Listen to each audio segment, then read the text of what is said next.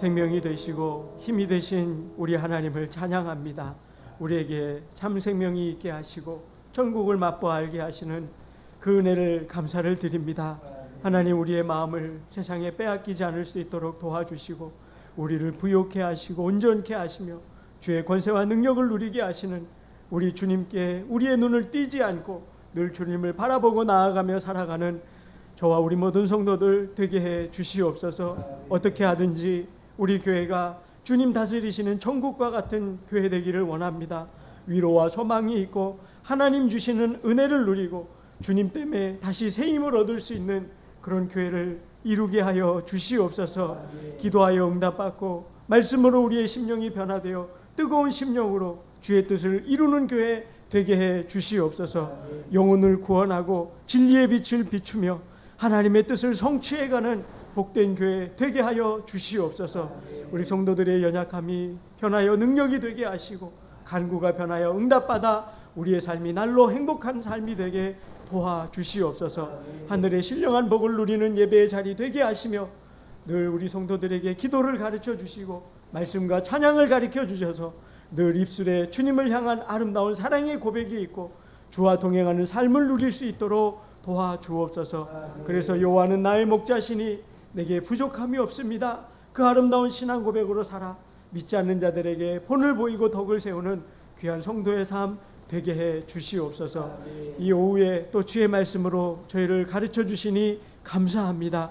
우리의 영혼의 양식이 되게 하시고 믿음을 더욱더 굳게 하는 보배로운 말씀 되게 해 주시옵소서. 감사드리며 예수님 이름으로 기도드리옵나이다. 아멘.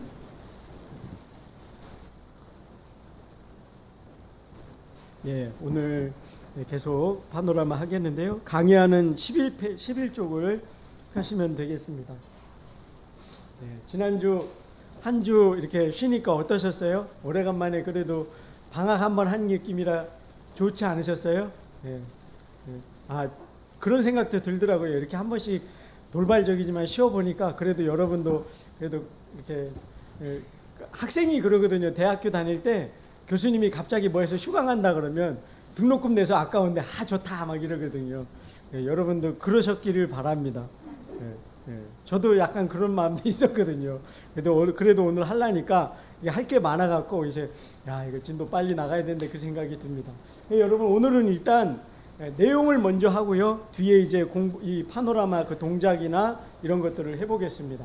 그래서 오늘 하려고 하는 게 일단 그 창세기, 출애굽기, 레위기, 민수기, 신명기 이제 큰 그 내용의 흐름을 말씀을 먼저 드리려고 해요. 여기 보시면 이제 성경 모세오경을 보면요. 처음에 창세기가 있었잖아요. 그죠? 그래서 이 창세기는 보면 4가지 시작이 있다 그랬어요. 창세기가 1장에서 50장까지 있는데 그 50장의 내용이 사실은 이 4가지를 얘기해요. 처음에 어떻게 되냐면 세상의 시작이 있었죠. 그죠? 하나님이 천지를 창조하셨다. 그런데 이 세상이 어떻게 되냐면 그 하나님이 창조하신 그 모양대로 있지 않고 죄가 들어왔어요. 그래서 죄의 시작이 있었습니다. 하나님이 창조하신 그 하나님 보시기에 아름다운 세상이 파괴가 되었던 거죠. 그런데 그래서 하나님이 그냥 두지 않으시고 어떻게 했냐면 구원을 시작하셨어요. 구원을 시작하셔서 하나님이 구원의 길을 보여주시게 되죠. 셋을 통해, 에노스를 통해, 에녹을 통해, 노아를 통해, 그리고 아브라함까지 가는 거예요. 그리고는 이 구원이 그들에게만 머무는 게 아니라 세계 모든 민족에게 전파되도록 민족들 이렇게 번지게 하십니다.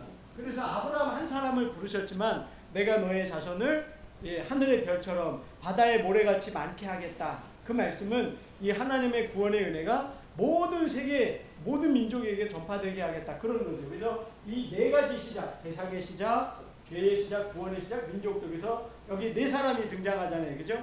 아브라함, 이삭, 야곱, 요셉. 그 요셉 이야기까지 해서 창세기가 끝나죠. 그죠? 그래서 창세기는 보니까 이렇게 요 4가지 이야기를 하려고 이렇게 50장까지 내용이 진행됐구나. 이렇게 이해를 하시고 성경을 보시면 창세기가 머리에 잘 들어오는 거예요. 그죠? 자, 되셨죠? 그리고 이제 주제 2번째가 출애굽기입니다. 자, 우리 지난주에 출애굽기 그 10재앙 외우고 이런 것도 있었죠. 혹시 그 10재앙 외웠던 거 이야기, 그 옛날 이야기 같은 거 제가 해드렸던 거 기억나세요? 네. 기억 안 나셔도 괜찮아요. 예, 저 하도 많이 그래서 배신감 안 느낍니다. 여러분만 그런 거 아니에요. 늘 그러시더라고요. 자, 제가 여기다 다시 한번 써볼게요. 무슨 이야기를 드렸냐면 그 출애굽하니까 애굽 거기 나일강 있죠. 나일강에 피개구리가 살았어요. 피개구리. 피개구리가 어땠다 그랬죠? 이가 아파요. 이가 아파요. 이가 아파서 어떻게 울었다 그랬죠? 이가 아프니까 악독하게 우는 거예요. 악독하게 울어요. 악을 쓰고 악독하게 울어요. 그랬더니 어떻게 됐죠? 네. 그랬더니 우매 울었다는 말이에요. 이 피개구리가 이가 아파서 악독하게 우매 어떻게 했죠? 그 땅을 파가지고 네, 묻어버렸어요. 장사 지내버렸어요. 이렇게 외우시면 된다 그랬잖아요. 그죠? 장사 지냄. 그래서 이게 10재앙이에요. 피재앙, 개구리재앙, 이재앙, 파리재앙, 악독, 악질, 독종. 이제 악질은 이제 가축 전염병이고요. 네, 악질, 독종은 이제 사람의 이 영적 종기가 나고 그런 질병이에요. 그 다음에 예, 우박이 이제 내렸죠. 그 다음에 메뚜기재앙, 예, 그 다음에 흑암, 여기 이제 흑암, 요 리을을 지어야 되겠죠. 흑암, 세상이 깜깜해지는 거예요. 그 다음에 마지막에 이제 애굽에서 난 동물이든지 사람이든지 첫 태생은 다 하나님이 징계하셔서 죽게 하시는 이게 이제 10가지 재앙이었단 말이에요. 근데 왜 제가 이걸 여러분 외우시도록 이 말도 안 되는 옛날 얘기, 이런 옛날 얘기 실제는 없어요. 제가 지어낸 거예요. 아, 그런 게 진짜 나오나 보다. 목사님 성경 어디에 나와요? 성경에 안 나오는 얘기예요. 제가 지어낸 얘기지. 여러분 외우시도록. 근데 이거 왜 지어냈냐면요. 이게 그냥 하나님이 이 재앙을 내리신 게 아니거든요. 여기에 나오는 이게 다 애굽에 있었던 우상들입니다. 이게 이제 나일강을 애굽 사람들이 우상으로 섬겼거든요. 그 다음에 개구리 우상이 있었어요. 개구리 우상 삼는 거 신기하죠. 왜냐하면 개구리 여러분 알 보신 적 있으세요? 알 엄청 많이 나죠. 그러니까 이 당시엔 농경사회이기 때문에 또 외국하고 전쟁하려면 백성이 많아야 되잖아요. 다산의 신으로 개구리를 섬겼던 거예요. 등등등 해가지고 이게 다 애굽에서 섬겼던 이게 우상들입니다. 우상들. 그래서 하나님이 이 우상들을 하나하나 다 치신 거예요. 다 치신 거예요. 그래가지고 왜? 이유는 이 우상들을 가짜고 누구만 참신이라고요? 하나님만 참신이라는 거예요. 그래서 이 우상들을 하나님이 다 치시면서 애굽 왕한테 바로 왕한테 보여주신 거예요. 너희가 여기 있는 나오는 우상들 섬겼지? 내가 더 세다니까. 얘네들은 내 앞에 아무것도 아니라니까. 그러니까 날 따라 내 말에 복종해. 이렇게 하신 거예요. 그러니까 이스라엘 백성들에게도 교훈이 되죠. 애굽에 너희가 머물면 안 되고 내가 너희에게 지시할 땅, 약속의 땅으로 가라. 왜? 누가 참신이니까? 하나님. 그래서 여러분 모세를 통해 하나님이 바로왕한테 가서 말하라 할 때 내 백성을 보내라. 우리 동작했었죠. 지난주에. 내 백성을 보내라. 그거 할 때 보내는 이유가 있었어요. 하나님이 모세한테 내 백성을 보내야 될 이유가 뭐라 그랬죠? 저들이 가서 나에게 예배하게 하려고. 왜? 여기 있는 신들은 다 가짜니까 참신을 섬겨야 될 거 아니에요. 근데 출애굽기는 예배하도록 이스라엘 백성들을 불러냈다 그 말이에요. 오늘날도 똑같아요, 여러분. 성도된 자에게 신앙생활에 있어서 가장 중요한 게 뭘까요? 예배인 거예요. 그래서 예배가 가장 기준인 거예요. 우리가 여러분 누구에게 전도했다. 그러면 제일 먼저 어느 자리에 데려와요? 목사님하고 차 마시는 자리 데려와요? 아니면 밥 먹는 자리? 아니죠. 언제 제일 먼저 교회 가자 그러죠? 예배. 여러분도 모르게 무의식 중에 이 내용을 우리가 깔고 있는 거예요. 우리가 신앙생활에서 하나님이 우리를 우상에서 세상에서 구원하셨다? 뭐 때문에? 하나님을 예배하는 사람 만들려고. 그래서 이사야 43장 21절. 아까는 제가 고린도전서 1, 2, 3 그랬죠. 이사야 거꾸로 4, 3, 2, 1. 거기 뭐 하나님 우리를 창조하신 이유가 뭐라고요? 하나님을 찬양케 하려고. 하나님을 높이고 경배하게 하려고 우리를 지으시고 부르셨단 말이에요. 그래서 하나님이 출애굽할 때 이스라엘 백성들 불러내시는 이유가 내가 지정할 곳에 가서 나를 예배하도록 내 백성을 보내라. 근데 바로왕이 안 보내자 이렇게 자기 아들 또 모든 애굽 백성들의 초태생이 다 죽음 당하는 그 일을 맡게 됐던 거죠. 이해되셨죠? 그래서 이 출애굽기에는 내용이 뭐라고요? 뭐가 나오냐면 출애굽하는 내용이 처음에 나오는 거예요. 출애굽기. 그래서 이 내용이 나오는 거예요. 이해되셨죠? 이게 이제 1장에서 19장까지 가는 거예요. 이게 19장까지. 이렇게 이 내용이 갑니다. 성경이 제가 지금 하는 거는 성경의 내용이 의미 없이 된 게 아니라는 거예요. 이 전체 흐름이 우리에게 주시는 메시지가 있단 말이에요. 이렇게 불러내셨어요. 그리고 나서 아까 제가 불러낼 때 왜 이스라엘 백성들 불러내셨다고요? 예배. 그러니까 예배를 드리려면 하나님이 정하신 방법을 알아야 되잖아요. 그래서 그 다음에 나오는 게 십계명. 하나님의 말씀대로 예배를 드려라. 그 예배는 또 어디서 드려요? 성막에서 드려야죠. 이 성막에서 예배를 하나님 앞에 드리는 제사를 인도하는 사람이 누구예요? 제사. 그래서 출애굽기에 요 내용들이 나오는 거예요. 이해되셨죠? 출애굽기의 내용이 1장에서 40장까지 있는데 여기가 20장에서 40장이 되는 거예요. 요렇게 출애굽기가 여러분 아마 출애굽기 읽어가시다 보면 십계명이 나오는 20장까지는 좀 그래도 쉬우실 거예요. 그냥 이렇게 애굽에 벌레를 씌는 이야기, 또 어디를 가서 만나도 내리고 막 반석에서 물도 나오고 재밌는 얘기 많이 나오잖아요.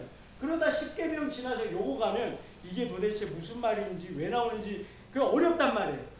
요래서 나오는 거라고요. 제가 지금 설명드린 거. 하나님이 우리를 예배하라고 부르셨기 때문에 십계명이 나오고 성막 얘기, 예배 드려야 되는 곳, 그리고 그 예배를 인도하는 사람. 그래서 이 얘기가 나오는구나. 그렇게 이해를 하시면 출애굽기가 싹 흘러가는 거죠. 이해되셨죠? 예, 그렇게 되는 거예요. 그 다음에 나오는 책이 뭐죠? 레위기. 레위기는 뭐냐면요, 레위기는 제사법입니다. 제사법. 제사법에 대한 얘기가 나오는데 여기 보면 오제사 7절기가 나와요.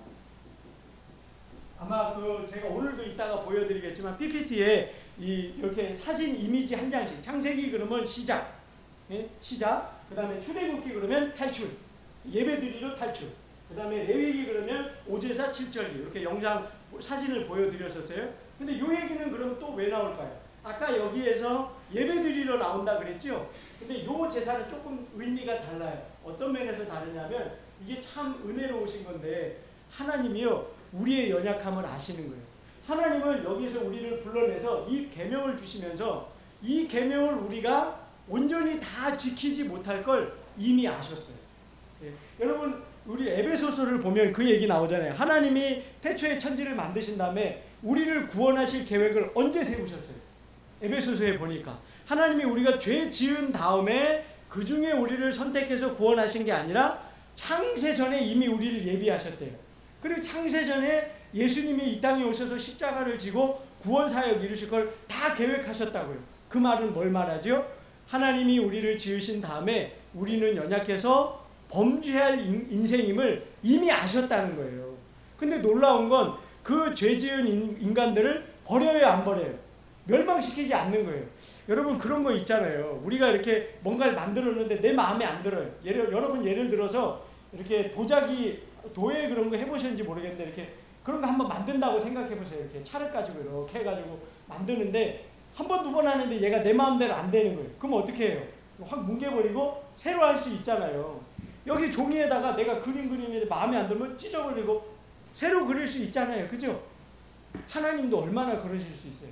우리 만드는 게 하나님 편에서 쉬워요, 어려워요?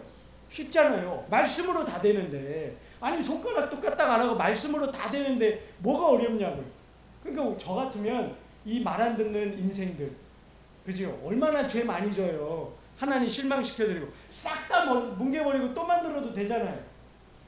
끄떡끄떡 하시는 분들 위험한 분들이에요. 여러분이 없어지는 건데 끄떡끄떡 하고 있으면 어떻게 해요? 이렇게 해야지. 안 된다 그래야지. 이게 뭐와 같은 거냐면 자식이라 그래요. 자식이라. 여러분 내 자식 못났다고 버릴 수 있습니까? 내 자식 여기에 점이 이따만한 거 있다고 버릴 수 있어요?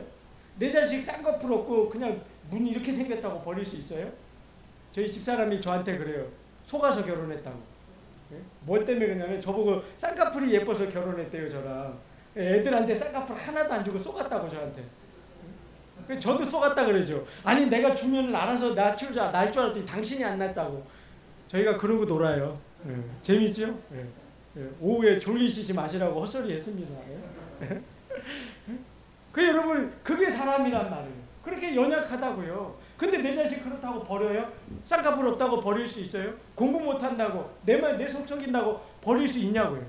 못 버리는 이유가 우리가 하나님 자녀라 그렇단 말이에요. 하나님이 절대 여러분 못 버리셔요. 하나님이 택한 자는요, 어떻게 하든지 돌려놓고 어떻게 하든지 주의 사람 만들고 어떻게 하든지 은혜의 자리까지 하나님이 멱살 잡고라도 끌고 가실 거예요. 그 멱살 잡고 끌고 간다는 건 박영선 목사님 표현이에요. 예? 그분은 항상 그렇게 얘기하십니다. 그래서 하나님이 이걸 정하신 거예요. 하나님이 이렇게 출애굽 시키셨어요. 아까 출애굽 위해서 애굽에 얼마나 많은 벌을 내리셨어요. 그죠? 애굽은 그래요. 왜? 버린 자식이기 때문에. 하나님 백성이 아니기 때문에 그래요. 근데 하나님이 그렇게 하고도 불러내셨지만 이스라엘 백성들이 결국은 언젠가는 하나님 법을 어기고 불순종하고 죄의 길로 갈 걸 하나님이 아셨단 말이에요. 그래서 이 제사법을 먼저 가르쳐 주시는 거예요. 얘들아, 너희들 죄 짓지? 그러면 이렇게 제사를 드려. 그러면 속죄가 되고 너희와 나의 관계가 다시 연결이 될 거야. 그래서 제사법이 나오는 거예요. 제가 언젠가 레위기 1장 설교 말씀 드린 적 있어요. 예배 때문에. 그 예배에 보면 번제물 소나 양이나 끌고 와서 제사 드리잖아요. 그죠? 그때 여러분 그 소나 양을 제사장이 잡아요? 누가 잡는다 그랬어요? 우리가 잡는 거라 그랬잖아요. 우리가. 거기 레위기 1장 자세히 읽어보세요. 양을 가져온 그가 이렇게 돼 있단 말이에요. 그가 잡는 거예요. 왜? 그 전에 내가 죄를 졌어요. 그 제사 제물 드리기 전에 먼저 소나 양의 머리에 손을 얹고 기도를 해요. 하나님, 제가 이런 죄를 졌습니다. 그리고 그 죄를 고백하면 나의 죄가 이 제물에게로 전가되는 거예요. 전가. 그리고 이 제물이 나 대신 죽는 거예요. 죄의 값을 담당한다고요. 그거 가르쳐주는 게 이 제사법이에요. 근데 여러분, 이 제사법이 나중에 어디로 연결돼요? 예수님의 십자가로 연결된단 말이에요. 왜 우리가 예수님의 십자가를 믿어요? 우리의 죄가 이 제물에게 전가된 것처럼 우리의 죄가 누구에게로 가죠? 예수님이 다 짊어지시는 거예요. 그래서 요한복음에도 나오지만 예수님을 향해 뭐라 그럽니까? 보라, 세상 죄를 지고 가는 하나님의 어린 양이로다. 이해되셨죠? 그거 이 말씀이란 말이에요. 그래서 이 법을 먼저 말씀해 주신 거예요. 그래서 이 레위기가 언제 기록이 됐냐면 여기 출애굽 했잖아요. 그죠? 여기 십계명 받으러, 이 십계명 어디서 받았죠? 시내산에서 받잖아요. 그죠? 지금은 이제 저기요 이러면 안 돼요. 지도도 없어요. 어디서 받았다고요? 어디서요? 아직도 저기요 그러려고 하면 안 돼요. 네, 시내산. 근데 이 레위기가 이 십계명 받고 그 다음에 받은 거예요. 나중에 세월이 많이 지난 다음에 받은 게 아니고요. 여기 출애굽에서 여기 시내산 오는데 3달 만에 오거든요. 3달 만에 와서 그 시내산에서 약 11달 보름을 머뭅니다. 그 11달 보름 동안 십계명도 받고 성막 만드는 법 배우고 제사장 규례도 배우고 옷은 어떻게 만드는지 이런 거 다 배우고 그 다음에 이 제사법까지 배워요. 그리고 나서 길을 떠나서 가는 게 민수기 이야기입니다. 그러니까 하나님이 얼마나 은혜로우세요. 우리가 죄를 범하면 하나님과 우리 사이를 갈라놓아서 생명에도 이르지 못하고요. 하나님의 은혜도 깨져서 못 받는 거예요. 그러니까 은혜 받아야 되니까 하나님이 제사법을 가르쳐 주시는 거예요. 여러분, 레위기 왜 기록되는지 이해되셨죠? 이제? 그러니까 여러분, 레위기 그냥 모르겠다고 그냥 넘어가면 돼요, 안 돼요? 누구 때문에 이거 기록된 거라고요? 우리 때문이에요. 여러분 자신 때문에.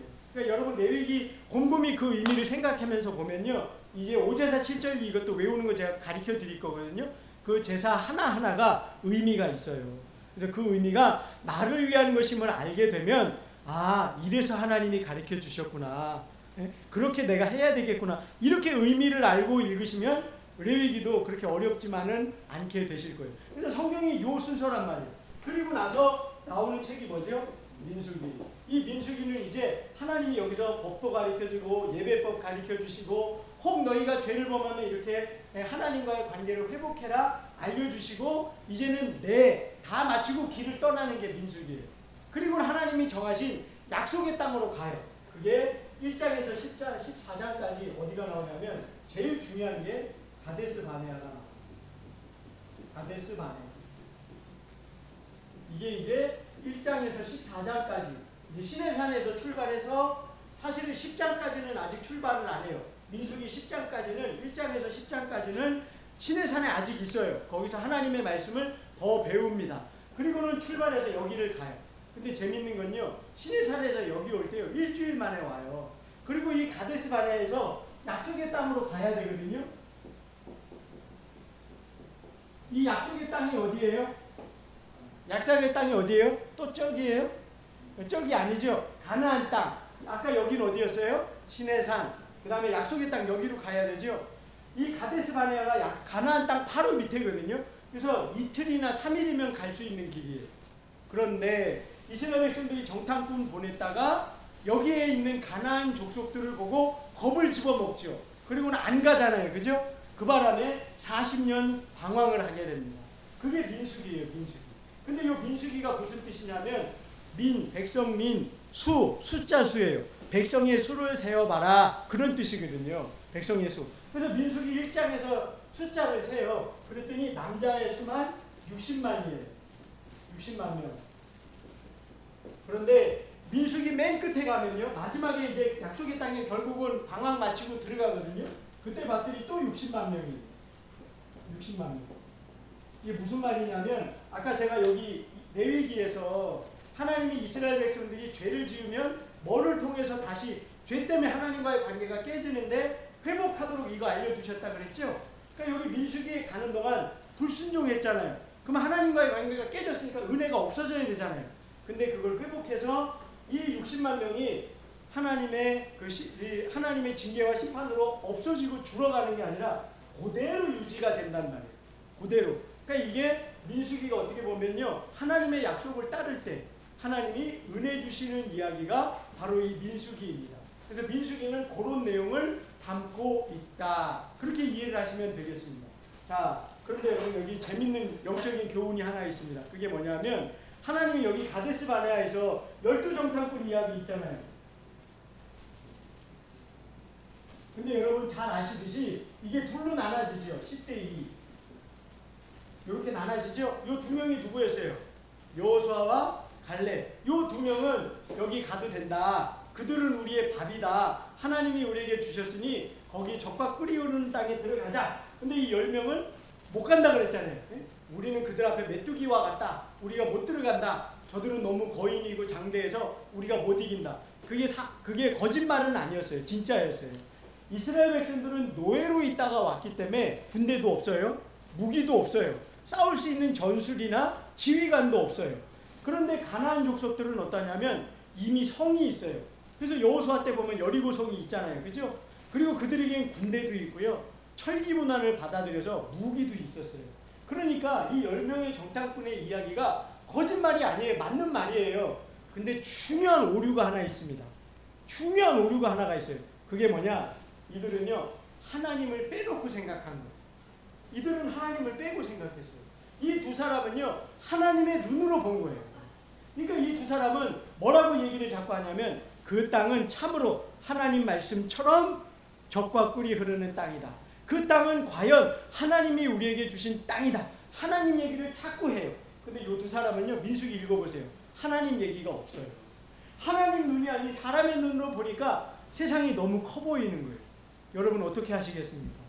세상을 나아가 싸울 때 우리의 힘과 지혜가 그거 통용될 때도 있지만 우리가 작게 여겨질 때 있잖아요. 그죠? 그때 여러분 우리를 이기게 하시는 분이 누구라고요? 하나님이라는 거예요. 하나님의 눈으로 보고 하나님을 믿고 의지하는 마음으로 나아가야 승리할 수 있다는 거예요. 그걸 가르쳐주는 게 이 12정탐꾼 이야기예요. 근데 그 하나님 믿지 못하고 하나님 못 믿겠어. 내 지혜를 의지하지. 그러면 40년 방황을 하는 거예요. 40년. 이틀이면 갈 길을 못 들어갔다니까요. 하나님 빼놓는 바람에 40년 동안 광야에서 맨날 방황하고 하나님 징계받고 심지어 하나님이 이때 뭐라 그러시죠? 모세한테 그러시잖아요. 이 백성 이제는 내 백성 못하겠다. 다 징계해버려야 되겠다. 그랬더니 모세가 유명한 기도하잖아요. 하나님 저들을 징계하시려면 제 이름도 생명책에서 지워주십시오. 여러분 그 기도 아시죠? 그러면서 하나님 저들을 하나님이 광야에 죽이려고 불러내셨습니까? 그러면서 중보기도 하잖아요. 그게 이때 한 거예요. 그러니까 여러분 우리가 하나님을 늘 우리의 염두에 두고 해야 되는 거 잊지 마십시오. 그런데 여러분 여기 보면 또 재밌는 얘기가 있어요. 여기에 60만 명이 있는데 이들이 여기 와가지고 이런 결과를 냈잖아요. 그래서 하나님이 징계를 내리시는데 뭐라 그러냐면 좋다. 내가 너희들 이 약속의 땅에 들어가게는 해주마. 그러나 이 10명의 이야기를 듣고 하나님을 염두에 두지 않고 살아가는 너희들은 이 광야에서 다 죽게 할 것이다. 하나님의 징계로 죽는 게 아니라 나이로 죽든 병걸로 듣든 그 40년 동안 싹 다 죽게 하겠다는 거예요. 그래서 여러분 실제로 어떻습니까? 이 약속의 땅에 들어간 건 여호수아 갈렙 외에 어린아이였던 애들만 들어가는 거예요. 그게 60만 명이라고요. 근데 여러분 한번 생각해 보세요. 그러면 이 60만 명은 어떻게 되죠? 요 60만 명하고 요거하고 같은 사람이 아닌 걸 이해되셨죠? 지금. 그러면 요 사람들은 어떻게 되냐고. 이건 딴 사람이잖아요. 그럼 이 사람들은 그 40년 동안 어떻게 됐다는 거예요? 죽었죠? 그럼 여러분 생각해 보세요. 이게 남자의 수만 그렇거든요. 남자만. 그러니까 이게 남자도요. 이게 20세에서 55세 남자예요. 20세에서 55세. 그러면 여자도 있겠죠. 그러면 여러분 여자도 이때 다 죽었죠. 그러면 그게 총 몇 명이에요? 적어도 120만 명. 맞죠? 맞잖아요. 그죠? 그 120만 명을 40년 동안 매일 장례식을 치른 거예요. 여러분 생각해 보십시오. 이스라엘 백성들이 광야 생활하는 동안 진을 치고 이렇게 머물러 있단 말이에요. 근데 그 진 가운데 매일 뭐가 있었다고요? 장례식이 있었고 죽음이 있었다는 거예요. 여러분 이거 중요한 교훈인 겁니다. 우리가 하나님의 말씀을 순종하지 않으면 우리의 삶에 이 비극이 끊이지 않는다는 거예요. 그 비극을 매일마다 경험하는 거예요. 제가 계산해 보니까요. 하루에 평균 83명이 죽어요. 이 이스라엘 공동체 중에 매일매일 83명이 죽는 거예요. 근데 그 83명이 모르는 사람이에요? 아니거든요. 우리 일가 친척이에요. 다. 12지파가 다 야곱의 족속으로 한 형제잖아요. 근데 우리 형제 중에 오늘은 큰아버지, 내일은 작은아버지, 큰아버지, 사촌, 누구 하루에 매일 83명이 죽는다니까요. 여러분 얼마나 끔찍하고 무서운 일입니까? 하나님 앞에 불순종했더니 이와 같은 재앙이 마치 이 출애굽할 때 바로가 보내지 않았더니 그곳에 재앙이 내림처럼 하나님 앞에 불순종하는 날에는 이러한 엄청난 하나님의 징계가 있더라. 그걸 보여주는 게 민수기예요. 그걸 회복하도록 준 게 레위기고. 이해되셨죠? 이게 출애굽 창세기부터 민수기까지 내용이에요. 그리고 나서 마지막에 오는 게 신명기인데 신명기는 무슨 얘기냐면 아까 제가 이 레위기가 한 달 동안 쓰여진 책이라고 그랬잖아요. 그죠? 근데 신명기도 마찬가지예요. 신명기도 한 달 동안 모세가 마지막으로 이스라엘 백성들한테 하나님의 말씀을 가르쳐줘요. 너희들이 이제 가나안 땅에 들어갈 텐데 이 일을 또 겪을래 안 겪을래? 여러분 이 일 안 겪으려면 어떻게 해야 되겠어요? 뭐 해야 되죠? 순종. 만약에 불순종하면요 이 일을 또 겪는 거예요. 그래서 신명기는 주제가 딱 이거 하나예요. 하나님 말씀에 순종해라. 그렇지 않으면 징계를 받는다.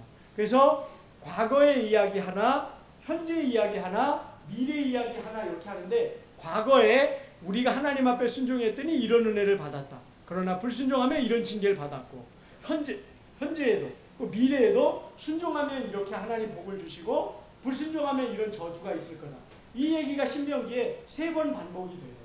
3번 이야기하는 건 그만큼 중요하다는 뜻이 되겠지요.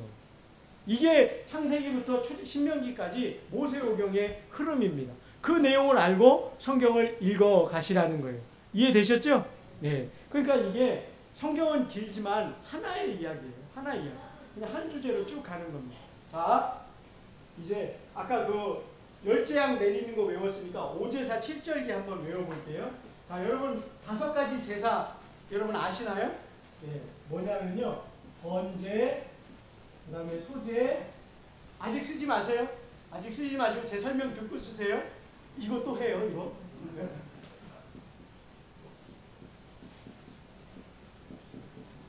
자, 제사가 5개가 나와요. 5개. 그게 뭐냐면 번제, 소제, 화목제, 속죄제, 속건제. 이렇게 5개가 있어요. 자, 한번 해볼게요. 시작. 번제, 소제, 화목제, 속죄제, 속건제. 자, 이렇게 있단 말이에요. 근데 이 5가지 제사를 어떻게 외우시냐면 여러분 대표적인 제사가 번제잖아요. 번제가 어떻게 하는 건데요?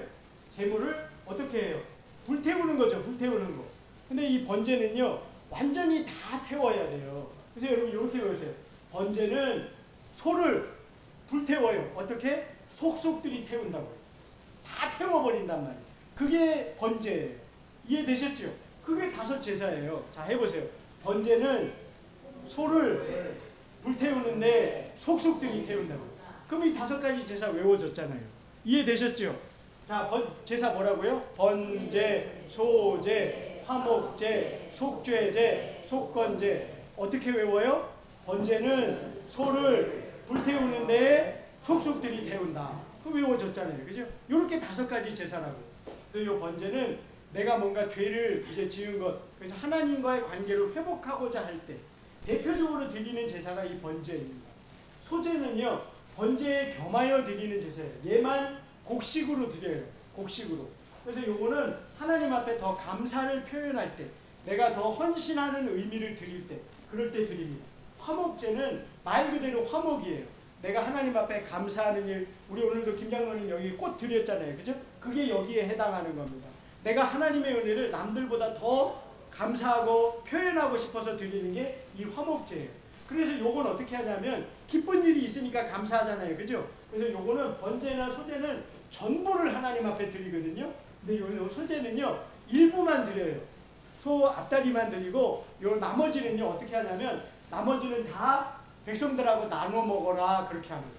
나눠 먹어라. 근데 여기에도 굉장히 중요한 의미가 있습니다. 뭐냐면 여러분, 소가 보통 한 마리가요, 잡으면 고기가 여러분 얼마나 많이 나와요. 그죠? 근데 예를 들어서 내가 하나님 앞에 감사하단 말이에요. 근데 그 소 한 마리 나오는 고기를 나하고 친한 사람만 나눠 먹는다. 여러분 몇 분 정도 있어요? 여러분 전화에 여러분 전화번호 몇 명 저장돼 있으세요? 한 300명 있을까요? 근데 그 중에 친한 사람만 생각해 보세요. 그 사람들하고만 나눠 먹으면 이거 다 먹을까요? 아니요. 소 한 마리 잡으면요, 여러분 제가 계산해 보니까 약 1500인분에서 1800인분 나옵니다. 이 소 한 마리가. 그러면 여러분 이거를 하나님이 정하셨거든요. 너 이날 화목제 드리면 둘째 날까지 고기 남겨놓으면 내가 그 제사 안 받는다. 반드시 그날 다 먹어야 된다. 이렇게 하셨어요. 이유가 뭘까? 그 이유는요, 하나님하고 화목하려면 내 모든 이웃과, 어떤 이웃, 친한 이웃뿐만 아니라 별로 안 친한, 나하고 관계가 안 좋은 분들하고도 나눠서 함께 나눠 먹어라. 그게 진정한 화목의 의미다. 그러는 거예요. 그래서 여러분, 우리가 친한 사람 100명, 200명, 300명 어렵잖아요. 근데 1500인분이 나온다니까요. 그러려면 어떻게 해야 돼요? 나하고 안 친한 사람한테도 내가 먼저 가야 돼요. 내가 먼저 가서 내가 하나님 앞에 화목제 드렸는데 이거 좀 먹어주세요. 내가 먼저 숙이고 들어가서 화해를 이루는 거예요. 그게 이 화목제의 정신인 거예요. 하나님, 그래서 예수님도 이런 말씀하셨잖아요. 누구든지 하나님 앞에 예배를 드리려거든 그 예물을 드리기 전에 누가 다툰 일이 있다? 그럼 어떻게 하라 그러죠? 먼저 화해하라. 화해하고 와서 주님 앞에 예배를 드려야 하나님 그 예배 받으신다. 그게 화목제의 정신인 거예요. 그러니까 여러분, 우리가 하나님 앞에 예배 드리고 하나님 나 사랑해요 그것만이 아니라 모든 사람하고 화목하려고 해야 된다. 그게 제사의 정신이라고요. 속죄제는 말 그대로 내가 하나님 앞에 지은 죄를 용서받기 위해, 속건제는 누구에게 손해를 끼쳤을 때 그거를 화해하기 위해서 드리는 게 속건제입니다. 하나님의 성물을 내가 실수로 깨뜨렸다. 예를 들어 뭐 여기 뭐가 있는데 병 같은 게 있는데 그걸 실수로 깼다. 그러면 그걸 보상하는 거. 그런 게 이제 속건제입니다. 이해되셨죠? 자, 제사 5가지 한번 해볼까요? 시작. 번제, 소제, 화목제, 속죄제, 속건제. 5가지 외우실 수 있어요? 예, 번소화, 속소. 별로 안 어려웠죠? 자, 그 다음에 이제 7절기. 요거는 뭐냐면요.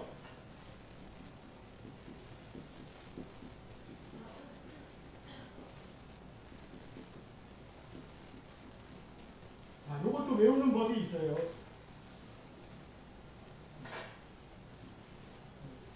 이것도 제가 말을 만들었어요. 여러분, 이게 뭐냐면, 자, 요렇게. 이스라엘 백성들이 광야길을 갈 때 하나님이 아까 그 민수기에서 광야 40년 걸어가는데 이스라엘 백성들에게 양식으로 주신 게 뭐죠? 만나였잖아요. 만나. 이렇게 가시 같기도 하고 우리나라 뻥튀기 같기도 하고 이렇게 무슨 뭐 마른 떡 같기도 한 그걸 주셨단 말이에요. 근데 이스라엘 백성들이 그것만 맨날 먹으니까 불평이 생겼잖아요. 그죠? 그래서 이렇게 길을 가다가 보니까 유무초라는 풀이 있는 거예요. 유무초. 무슨 풀이요? 따라 해보셔요. 제가 이렇게 열내 갖고 하는데 여러분 이러고만 있으면 어떻게 해요? 무슨 풀이라고요? 예, 봄에 나는 쑥같이, 우리나라 쑥같이 무슨 풀이 있었어요? 근데 이게 그래서 저거 갖고 떡 좀 해 먹자 이러고 그 유무초를 뽑은 거예요. 근데 이게 알고 보니까 약간 쓰린 독이 있어요. 그래서 이걸 딱 해갖고 떡을 해 먹었더니 나 속장이 아파요. 이게 뭐라고요 이게? 유무초가 뭐가 있었어요? 독이 있었다니까요. 그래서 나 속장이 아파요. 이렇게 외우시라고요. 자, 이게 뭐냐면 유월절, 무교절, 초실절, 오순절, 나팔절, 속죄일, 장막절. 이게 7절기예요. 그래서 이게 여러분 요거 보면 요거는요 1년에 뇌 쭉 흩어져 있어요. 여러분 여기 강의 안에도 있어요. 강의 안 어디 있냐면은 14페이지 펴보세요.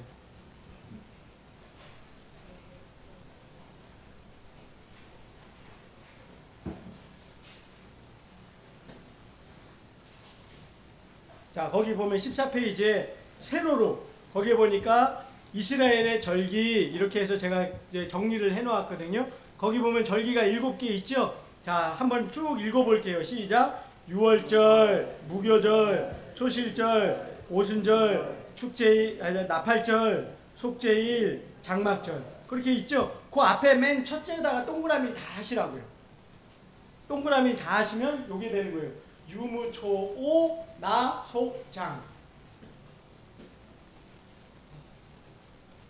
그 의미가 뭔지는 제가 오른쪽에 써놓은 거예요. 거기 동그라미 첫 글자에다 동그라미 하면 요게 나올 거예요. 유무초라는 풀도 없어요, 여러분. 성경에 이거 어디 나오냐고 따지시면 안 돼요. 제가 만든 거예요, 그냥. 예. 목사가 그래서 머리가 빠져요, 여러분. 이런 거 만들어야 되니까. 첫 글자만 이렇게 동그라미 하시면 돼요. 이해되셨죠? 그래서 레위기에 보면 요 7절기에 대한 얘기가 나온단 말이에요. 이게 6월절 뭐였죠? 이스라엘의 구원을 기념하는 거예요. 구원을 기념하는 절기. 그 다음에 무교절은 뭐예요? 이제 하나님 나를 구원하셔서 애굽을 떠나 약속의 땅으로 가야 되잖아요. 거룩한 길을 시작하는 거예요. 그래서 거기에 보면 성별이라고 써놓은 겁니다. 이해되셨죠? 그 다음에 초실절, 밀과 보리의 첫 열매를 거두는 거예요. 여러분 노예는 자기 재산이 없잖아요. 밭이 없잖아요. 그러니까 열매를 거두는 게 내게 아니라 주인께 되죠. 근데 출애굽했단 말이에요. 자유인이 된 기쁨으로 철맨 열매를 거뒀으니 얼마나 감격이 크겠어요. 그래서 기념하는 게 초실절이에요. 이게 근데 예수님의 부활을 상징해요. 왜? 6월절부터 3일째 되는 날이거든요. 그래서 예수님이 부활의 첫 열매 그걸 상징하는 거예요. 의미가. 그러니까 여러분 이 절기를 난 절기 몰라도 돼. 그거 아니에요. 예수님 안에서 의미가 다 있단 말이에요. 그래서 기억하셔야 돼요. 오순절은 뭐라고요? 오순절날 신약에 오니까 어떻게 됐죠? 성령이 오셨죠. 그래서 거기 보면 성령을 보내신 그거 제가 정리해 놨잖아요. 그래서 우리가 이제 그 맥주절이 아니라 우리 교회가 이제 성령 강림절 지키기로 했죠. 그래서 그러는 거예요. 그렇게 하고 그 다음에 이제 이게 봄에 있었던 일이고요. 그 다음에 가을입니다. 여러분 여기 나오는 1월, 3월, 7월은 우리나라 지금 현재 1, 2, 3월이 아니라 음력이에요. 이스라엘 음력. 그래서 여기서 45일을 더하면 그게 오늘날 양력이 되는 겁니다. 45일 정도를 더하면. 그러니까 1월 14일은 오늘날로 45일 더하면 3월달이 되겠죠. 그죠? 그렇게 되는 거예요. 7월달은 이제 8월 말이 되는 거고. 이해되셨죠? 그래서 그 7월 1일이 나팔절. 요게 이스라엘의 새해 첫날입니다. 이스라엘 새해. 여러분 그거 아시지요? 미국은 우리나라는 학교를 3월달에 들어가잖아요. 새학년 새학기가. 근데 서양은 어때요? 언제 들어가요? 9월에 하죠? 이래서 그런 거예요. 이스라엘 절기, 기독교 문화 때문에 서양은요, 여러분, 가을이 새해예요, 새해. 그래서 가을에 1학기를 시작을 했던 게 이때부터 내려오는 겁니다. 근데 동양은 기독교 영향권이 아니라 3월에 이렇게 시작을 했던 거예요. 그래서 동서양이 이게 달라진 이유가 거기서 온 겁니다. 그래서 이게 나팔절이 신년, 새 이스라엘의 시작이에요. 이게 천국을 상징합니다. 천국에서의 새 시작, 그걸 상징하는 거고요. 천국에 들어가려면 우리가 죄가 있으면 안 되겠죠? 그래서 속죄일이 있는 거예요. 1년에 한 번 대제사장이 이제 죄를 속함 받는 거. 그 다음에 장막절, 이제 천국의 완성을 상징합니다. 그러니까 저와 여러분 모든 성도들이 천국에 들어갈 날을 소망하는 그것을 꿈꾸는 게 바로 이 장막절입니다. 그래서 여러분 이스라엘 절기가 의미가 없는 게 아니라 신약적으로 이렇게 되고 있는 거예요. 그래서 이것도 같이 기억을 하시고 위에 있는 네 절기는 예수님이 오심으로 이미 이루어졌어요. 근데 밑에 있는 세 절기는 예수님의 재림 때 이루어질 일이라 아직 이루어지지 않은 겁니다. 거기 제가 표시해놨잖아요. 예수님의 초림, 예수님의 재림. 이해되셨어요? 예, 아마 지금 시간 관계상 제가 엄청 빨리 나가고 있기 때문에 제대로 이해를 하고 따라오셨는지 모르겠는데 집에 가서 요 표를 한번 이렇게 꼼꼼히 읽어보시면 도움이 되실 거예요. 그래서 신약에 있는 성경 구절도 한번 찾아보시고 그렇게 하십시오. 자, 여기 다시 돌아오셔서 그래서 이런 걸 가르쳐주는 게 레위기란 말이에요. 레위기에는 제사법이 나오는데 오제사 7절기가 나와요. 이게 어떤 거라고요? 오제사는 자 시작 번소화 속속 외워지셨어요? 외워지시죠? 자, 그 다음에 7절기는 뭐였죠? 유무초, 오, 나, 속, 장이 아파요. 네, 되셨죠? 지호도 할 수 있어요? 네, 한번 보겠습니다. 거짓말인지 아닌지 한번 보겠습니다. 자, 오제사가 뭐라 그랬죠? 번, 소, 화, 소, 소. 예, 제가 이분 이러는데 이러시는 분 뭐예요? 어? 제가 이러는데 이러는 분은 또 뭐예요? 그러면 안 돼요. 예. 자, 그 다음에 7절기는 뭐였어요? 무슨 풀이요? 유무초. 그죠? 유무초. 오, 나, 소, 장이 아파요. 네, 그게 됐죠? 그러면 이제 다 외운 거예요. 되셨죠? 자, 그럼 이제 PPT 오늘 여기까지 동작하고 마치겠습니다. 오늘 여러분 저 창세기부터 신명기까지 다 알려드렸어요. 안 배웠다고 오리발 내미시면 안 돼요. 다 가르쳐드렸어요. 자, 너무 다음. 예, 그거 다음 이제 요거 아니 거기 요거 동작 알려드렸 지난번에 한번 했거든요. 한번 보도록 하겠습니다. 자, 따라서 하십시오. 이게 이 성경 내용을 동작으로 만든 거예요. 시작. 400년 속박 하나님이 모세 지팡이 모세를 보내셨어요. 뭐라 그랬죠? 내 백성을 보내라. 그때 바로 어떻게 했죠? 안 돼. 그랬더니 하나님이 재앙을 내리시죠. 멸재앙. 그 다음에 마지막이 뭐였죠? 6월절. 오늘 난생 처음 보시는 표정들이에요. 분명히 지난번에 했는데. 그 다음에 출애굽에서 어디 갔죠? 홍해가 갈라졌잖아요. 그죠? 홍해가 딱 갈라졌어요. 그죠? 홍해. 그리고 어디로 갔어요? 시내산. 시내산에 가서 뭘 배웠다고요? 율법 돌판 배웠잖아요. 십계명 두 판. 그죠? 율법. 그 다음에 뭘 만들었어요? 거기서 성막 만들었죠? 이 성막 안에 일하는 사람이 누구예요? 레위인과 제사장. 그리고 레위기로 넘어가요. 레위기에서 뭐 배웠다 그랬죠? 오제사 7절기. 이거 여러분 손들고 예배하는 거예요. 하나님 예배. 오제사 7절기. 네, 여러분 지금 보니까 더 나가면 안 되고 여기까지만 해야 될 것 같아요. 그러니까 여기까지만 보면 갈게요. 아니, 더 나갔다니 큰일 나겠어요. 아주 큰일 날 것 같으니까 여기까지만 할게요. 400년부터 여기 오제사 7절기까지. 내용 생각하세요. 자, 해보겠습니다. 시작. 400년 속박 모세 내 백성을 보내라. 안돼. 멸재야. 6월절 홍해 시내산 율법 성막 레위인과 제사장. 아까보다 좀 낮으셨어요? 한 번만 더 할게요. 한 번 더 할게요. 조금 더 하면 아마 몸이 풀리실 것 같아요. 한번 해보겠습니다. 시작. 400년 속박 모세 내 백성을 보내라. 안돼. 멸재야. 6월절 홍해 시내산 율법 성막 레위인과 제사장 오제사 7절기. 좀 되시는 것 같아요? 네, 이게 원래는 창세기부터 장조 여기까지부터 와야 되는데 여러분 눈치 보니까 제가 시험에 들 것 같아서 안 돼요. 저 시험에 들 것 같아서 여기까지 하고 다음 주에 하도록 하겠습니다. 자, 다 오늘 한 거 이해되셨죠? 저 부탁드리는데 여러분 성경 꼭 읽으셔요. 성경 내용이 이렇다는 거 알려드리는 거예요. 여러분 성경 읽으시라고 하는 거예요. 그죠? 네, 성경 꼭 읽으시기 바랍니다. 기도하겠습니다. 아버지 하나님, 우리에게 보배로운 말씀 주시고 생명의 길 열어주신 것 감사합니다. 하나님, 우리가 예수 그리스도를 믿고 예수 그리스도를 따른다 하면서 어찌 성경을 모르고 주를 따른다 할 수 있겠습니까? 우리의 눈을 밝혀주셔서 이 말씀이 얼마나 보배로운지 그 가치와 의미를 알게 도와주시고 말씀이 우리의 영혼의 양약이 되고 양식이 되어 늘 승리하는 삶 살아갈 수 있도록 도와주시옵소서. 우리 성도님들 공부하는 것들 잘 익히게 하시고 창세기부터 계시록까지 모든 말씀이 늘 마음속에 영혼 속에 살아 역사하도록 인도해 주시옵소서. 또 세상 가운데 돌아갑니다. 하나님, 무더운 날씨도 코로나도 우리가 능히 이기게 도와주시고 승리하는 삶 살아가는 복된 성도들 되게 하여 주시옵소서. 가정을 축복합니다. 성도들의 일터와 직장과 사업체를 축복합니다. 하나님, 늘 주님의 복이 임하는 우리 성도들의 삶 되게 하여 주시옵소서. 예수님의 이름으로 기도드리옵나이다. 아멘. 감사합니다. 수고하셨습니다.